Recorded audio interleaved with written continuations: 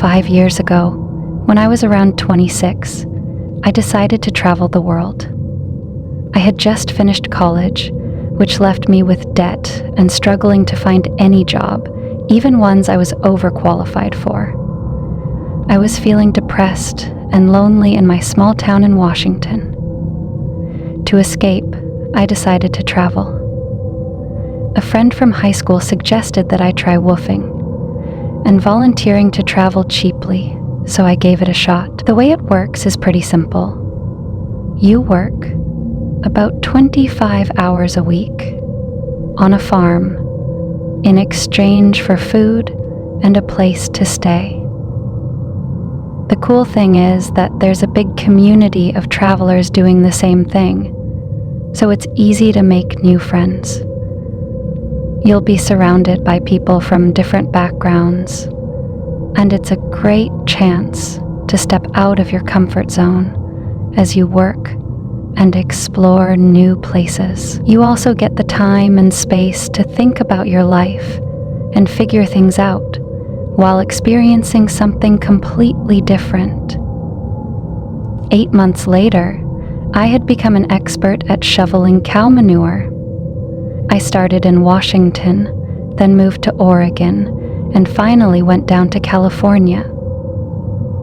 In California, I managed to save some extra money by doing side jobs for cash. With that money, I had to decide where to go next. The thrill of being able to buy a ticket to almost anywhere in the world was overwhelming. Following the advice of my free-spirited volunteering partner, I picked a destination at random. I went to a randomizer website and clicked on the country button. It chose Georgia. I had almost no idea where it was or what it was like, but that made it even more exciting and adventurous.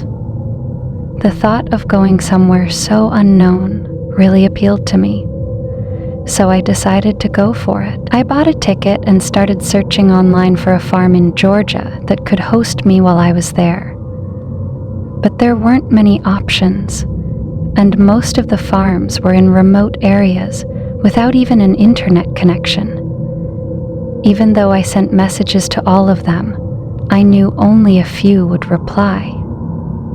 One farm did respond, and it was on top of a mountain. The pictures showed a traditional Georgian stone house with a big garden in the back, a family with happy children, grandparents eating dinner, and animals around the yard. The farm seemed nice and welcoming. The description was written in good English, and the work requirements sounded reasonable, so I was excited. Few people in Georgia speak English, and the roads are in bad shape, as many haven't been fixed since the Soviet Union fell. It took me about 20 hours of riding old Soviet buses and taxis, traveling on winding roads and rough paths, to reach the blue pin on my map. The path was a dirt road leading up a steep hill into a national park in the northern part of the country. There was nothing around for miles, just trees and silence. As I climbed the hill, I finally saw the house, about half a mile away on an even steeper hill, surrounded by trees. From where I stood, it looked abandoned. The place looked overgrown, brown, and gloomy. When I walked past the gate, a man named Giri, not his real name, came up to greet me. He was a short, heavy-set, middle-aged guy with a big smile and a friendly demeanor. He shook my hand and started showing me around in broken English. As he led me through the property, I noticed there was no one else around, just the two of us in the middle of the quiet, empty surroundings.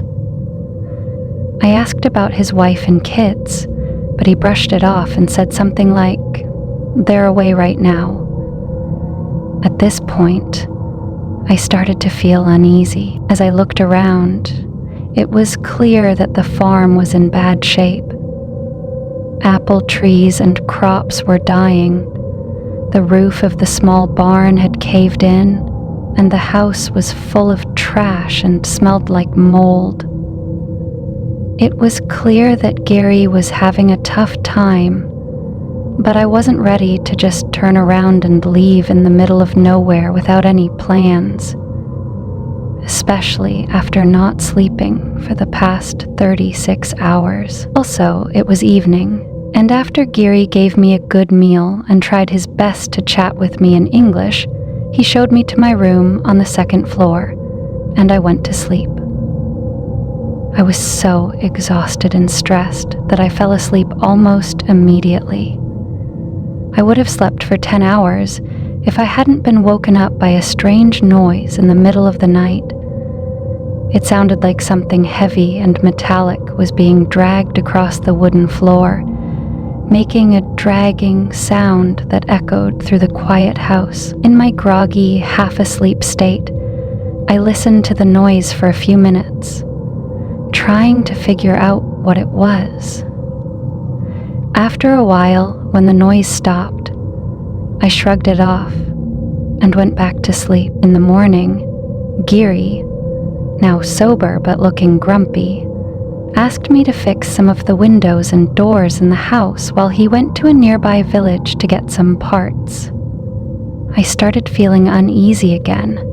Something didn't feel right. He avoided making eye contact and was vague about his plans.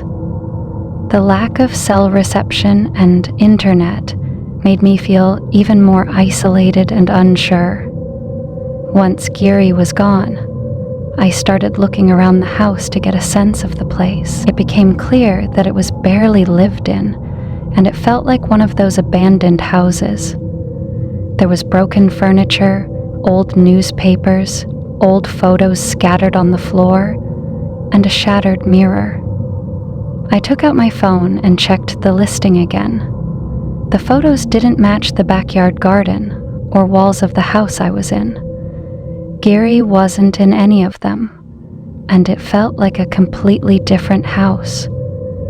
At this point, I was in full-blown panic. I packed my things and started to leave when I noticed 3 men walking up the first hill. With no other paths available, I decided to go behind the house and scramble down the steep hill into the forest. Once I felt a bit safer, I stopped and listened carefully. I could hear the men inside the house, and they were clearly looking for me. Terrified of making any noise, I crouched down and hid behind a thick bush, trying to stay as still as possible. I don't know how long I waited, but their voices and footsteps kept getting closer and more persistent. At some point, I heard the men leave.